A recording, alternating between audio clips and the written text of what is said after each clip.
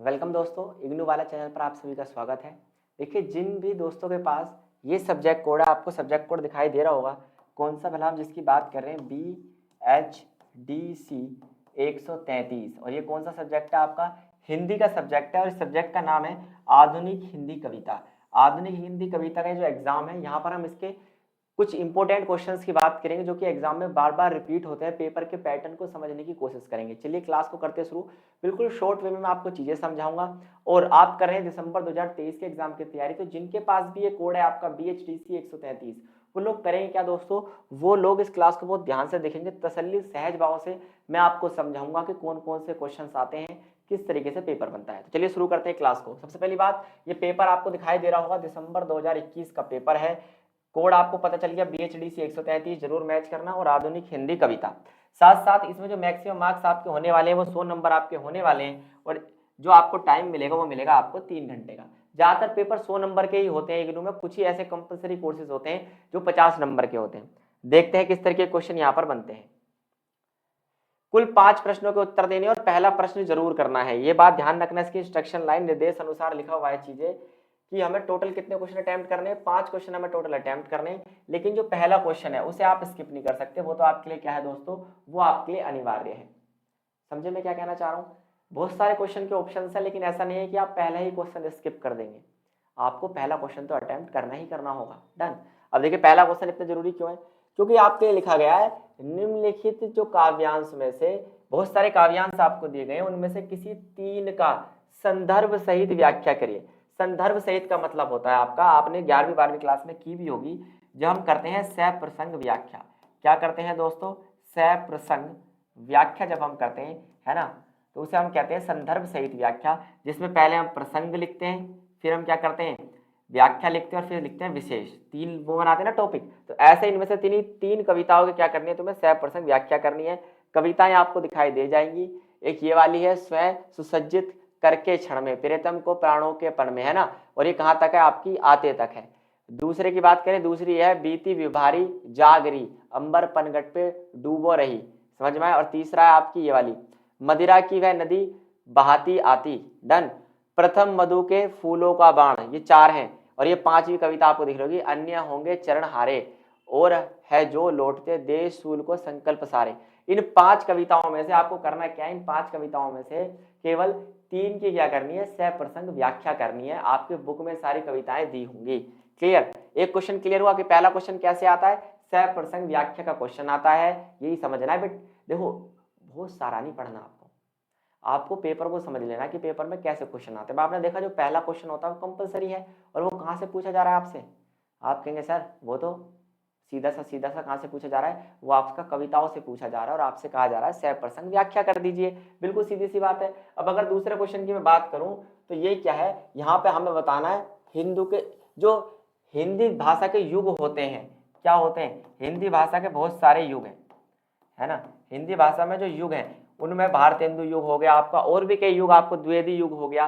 तो ये जो युग हैं, इन्हीं युगों की विशेषताएं आपसे पूछी जाती है। जब भारतेंदु युगीन सभ्यता चल रही थी, भारतेंदु युगीन क्या चल रहा था, काव्य चल रहा था हिंदी का, तो उसकी क्या विशेषता थी। या फिर ऑप्शन में आप इसे डाल लो। अगर आपको भारतेंदु युगीन नहीं पता, तो आप द्विवेदी युग के मुख्य कवियों के बारे में बता दो, क्योंकि ये युग जो है ना, ये युग ना कवियों के आधार पर बांटे गए हैं। भारतेंदु बहुत बड़े क्या हुए, कवि हुए, और ये द्विवेदी भी क्या हुए, बहुत ज्यादा बड़े कवि हुए। तो इनके नाम पर पूरा एक टाइम पीरियड, एक युग माना गया है। जब जब कविताएं लिखी, तो हमें केवल इनकी कविताओं की विशेषता नहीं बतानी, इनके पूरे युग में जितने भी कवि हुए उन सभी की विशेषता यहाँ पर बतानी है।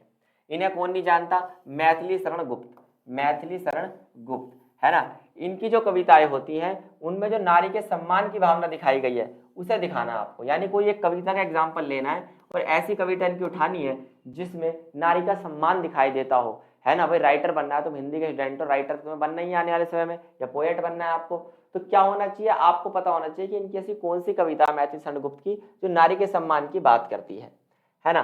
चलो, तो ये 2 इंपॉर्टेंट क्वेश्चन यहाँ पर ट्रिपल स्टार आपके बन जाते हैं। कौन कौन से दोस्तों, ये वाला और ये वाला, भारतेंदु युग या फिर द्विवेदी युग, इनमें से एक युग जरूर आपसे पूछा जाता है। छायावाद के बारे में रफली पढ़ के जाना। स्टार लगा देता हूँ कि छायावाद होता क्या है, इसकी विवेचना करना, क्योंकि छायावाद भी क्या है, हिंदी भाषा विकास का एक युग है छायावाद। डन। जिसमें क्या होना शुरू हुआ था, आपने पढ़ा होगा, इसमें अलंकारों का, रसों का इस्तेमाल होना शुरू हुआ था। जयशंकर प्रसाद सबसे फेमस है, आपको पता ही है, जयशंकर प्रसाद हमारे सबसे ज्यादा फेमस है। और 12th क्लास के अगर आप हिंदी की बुक उठाकर देखेंगे तो पहला चैप्टर जयशंकर प्रसाद ने लिखा है, देवसेना के गीत, याद होगा आपको। तो जो जयशंकर प्रसाद जो थे, इन्होंने क्या किया, इन्होंने जो काव्य रचनाएं की, कविताएं लिखी, उनकी विशेषता यहाँ आपको बता देनी है। अभी आपसे किसकी पूछी गई थी, द्विवेदी की और भारतेंदु युग की, अब आपसे जयशंकर प्रसाद की पूछ रहा है। सूर्यकांत त्रिपाठी निराला, निराला साहब की बात करें तो इनके काव्य में संवेदनाएं दिखाई देती हैं। कुल मिलाकर अब किसके बारे में बताना, निराला। इन दोनों में ऑप्शन बन गया, या तो आपसे पूछेगा जयशंकर प्रसाद या सूर्यकांत त्रिपाठी निराला, बन रही ना ऑप्शन। अब आपको टिपिकल लगना थोड़ा सा कम हुआ होगा, क्योंकि मैं इंडिकेशन दे रहा हूँ कौन से क्वेश्चन यहाँ पर इंपॉर्टेंट बनते हैं। क्लियर दोस्तों, कोई दिक्कत यहाँ पर, कोई परेशानी हो तो बताओ, कोई क्वेश्चन आपको समझ में ना आया तो आप कमेंट बॉक्स में बता सकते हैं।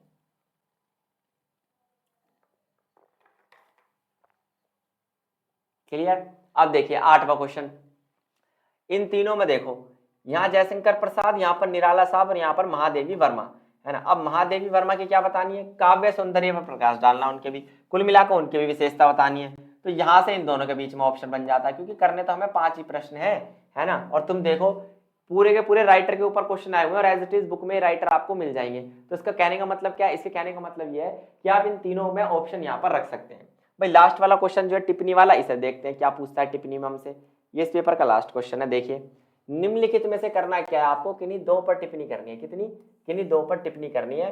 और देखिए मार्क्स कैसे डिस्ट्रीब्यूट किए गए हैं, 2 पर टिप्पणी करोगे 8 नंबर की एक टिप्पणी है, टोटल नंबर मिलेंगे 16। देखिए प्रिय प्रवास, ये रचना है प्रिय प्रवास। इसके अलावा कौन, राम नरेश त्रिपाठी का योगदान, जो कि एक कवि है, इनका क्या योगदान है हिंदी भाषा में। पंत और प्रकृति और राधा कृष्ण दास, ये भी कवि है। तो आप क्या कर सकते हैं, इन दोनों कवियों पे क्या कर सकते हैं, टिप्पणी कर सकते हैं, क्योंकि क्या है, केवल 2 पर टिप्पणी आपसे यहाँ पर पूछी गई है। केवल उतना ही कीजिए जितना आप पढ़ के गए, जितना आपकी किताबों में लिखा हुआ है। क्लियर दोस्तों। चलिए अब हम बात करते हैं दूसरे क्वेश्चन पेपर के ओपन की। एक क्वेश्चन पेपर उम्मीद है आपको समझ में आ गया होगा। अब दूसरे क्वेश्चन पेपर में देखते हैं क्या क्या क्वेश्चन रिपीट यहाँ पर हो रहे हैं। ये बिल्कुल लेटेस्ट पेपर है जो आपको यहाँ पर देखने के लिए मिलेगा, है ना। देखिए BHDC 133 कोड आप मैच कर लेंगे, पेपर में कुछ नहीं बदला, आज भी इसका नाम क्या है, हिंदी कविता। और इस बार जो पेपर है वो लेटेस्ट पेपर है, जून 2022 का, पिछले साल का ही पेपर है, पिछले सेशन का ये पेपर है। और आप तैयारी जो कर रहे हैं वो ज्यादा कितने की आप कर रहे हैं, दिसंबर 2023 की तैयारी आप कर रहे हैं, तो आपके लिए क्वेश्चन पेपर हेल्पफुल होने वाला है। बिल्कुल नजदीक का क्वेश्चन पेपर है, 3 घंटे मिलेंगे 100 नंबर का क्वेश्चन करने के लिए। इंस्ट्रक्शन आज भी सेम है, इंस्ट्रक्शन क्या है दोस्तों, आज भी सेम है। पहला प्रश्न जो है वो अनिवार्य है और बाकी के जो शेष प्रश्न है उनमें से किन्हीं 4 को करना है, यानी टोटल 5 क्वेश्चन करने हैं। 20 नंबर के हिसाब से आपके बैठते हैं टोटल 100 नंबर दोस्तों। तो पहला प्रश्न तो अनिवार्य है, इसे समझाने की दोबारा जरूरत नहीं है कि काव्यों में से क्या करना है, किन्हीं 3 की व्याख्या करनी है।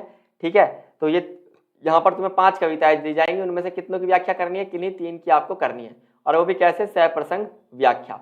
लो भाई क्वेश्चन हो गया दोबारा रिपीट, क्वेश्चन हो गया दोबारा रिपीट। भारतेंदु युगीन आ गया ना, भारतेंदु युगीन हिंदी। लो भाई भारतेंदु युग पढ़ जाओ, और द्विवेदी युग का साहित्य है द्विवेदी युग। अभी पिछली बार क्वेश्चन है,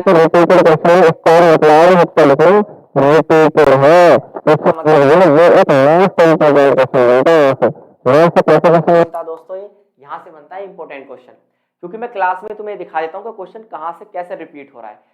इग्नू में आसान होना बहुत आसान है, और पास होना बहुत आसान है। और एक बात आप हमेशा इसमें याद रखिए, कोशिश कीजिए कि इसमें आप एक बात हमेशा याद रखें, वो क्या है दोस्तों, कि 60% नंबर अगर आपके आ जाते हैं, 60% से ज्यादा है प्लस, तो आपकी डिवीजन हो जाती है दोस्तों फर्स्ट डिवीजन। क्या हो जाती है, फर्स्ट डिवीजन हो जाती है इग्नू में। तो आपको यही लेके आना है, डिग्री पे लिखा होता फर्स्ट डिवीजन, वही डिवीजन आपको यहाँ पर लेके आनी है दोस्तों।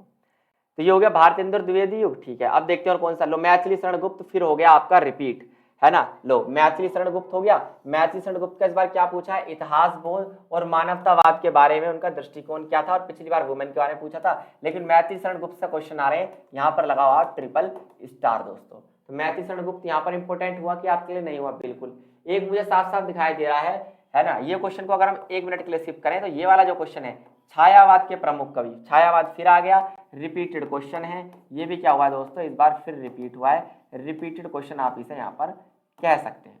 तो उम्मीद है इन दोनों में से आप ऑप्शन में क्या कर पा रहे हैं, रख पा रहे हैं, है ना। इन दोनों में से ऑप्शन में एक क्वेश्चन को आप रख पा रहे हैं। और देखो एक और खास बात, राम नरेश त्रिपाठी के काव्य सुंदर को छोड़ दें तो, अगर मैंने पिछली बार तुम्हें बताया था जयशंकर प्रसाद और सूर्यकांत त्रिपाठी निराला, इन दोनों के बीच में ऑप्शन होता है, दोनों की अंतर वस्तु और सौंदर्य ही पूछा जाता है। तो ये दोनों बनते हैं इंपॉर्टेंट क्वेश्चन, रिपीटेड क्वेश्चन यहाँ आपको देखने के लिए यहाँ पर दोस्तों मिलेंगे। तो उम्मीद है इतनी बात आपको समझ में आ गई होगी। अगर वास्तव में समझ में आई हो तो आप हमें बता सकते हैं। निम्नलिखित में से किन्हीं दो पर आपको क्या करनी है दोस्तों, टिप्पणी करनी है। किन्हीं दो पर क्या कर देनी है आपको, टिप्पणी करनी है। अभी जो दो टिप्पणी आपको करनी है, ये एक तो महादेवी वर्मा पे करनी है, महादेवी वर्मा अभी आया था पीछे, है ना, और छायावाद की पृष्ठभूमि बताओ। कितना पढ़ना है, क्या सारा पढ़ना है? नहीं, सीधा सीधा सा है। महादेवी वर्मा पिछले पेपर में भी था, छायावाद पिछले पेपर में भी था, दो ही टिप्पणी करनी थी। बाकी प्रताप नारायण मिश्र को और अयोध्या सिंह उपाध्याय को आप कितने लेखकों को पढ़ोगे? ऐसे लेखक पढ़ो ना जो फेमस है। छायावाद युग फेमस है, महादेवी वर्मा फेमस है, जयशंकर प्रसाद आपके फेमस है ना, जयशंकर प्रसाद आपके फेमस है, जयशंकर प्रसाद, या फिर आपके सूर्यकांत त्रिपाठी निराला। युग की बात करें अगर युग में, तो आपसे पूछा जाएगा या तो भारतेंदु युग, क्या पूछा जाएगा दोस्तों, या तो भारतेंदु युग, या आपसे पूछा जाएगा आपका द्विवेदी युग। बस इतना ही आपको पढ़ के जाना है। उम्मीद है आपको समझ में आ गया होगा क्या पढ़ना और क्या नहीं पढ़ना। अगर अभी लास्ट तक आप जुड़े हुए हैं तो चैनल को जरूर सब्सक्राइब करके जाए। थैंक यू, धन्यवाद, नमस्कार दोस्तों।